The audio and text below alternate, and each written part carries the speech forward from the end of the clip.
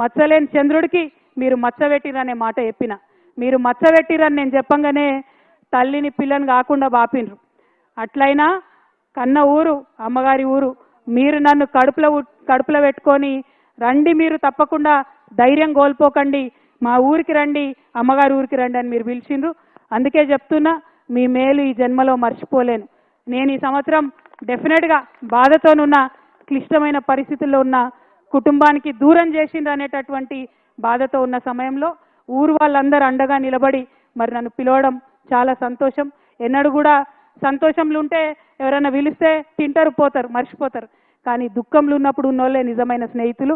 ఇవాళ దుఃఖంలో ఉన్నటువంటి నాకు అండగా నిలిచినటువంటి మీ అందరికీ మళ్ళొకసారి హృదయపూర్వకంగా నేను వందనాలు తెలియజేసుకుంటున్నా.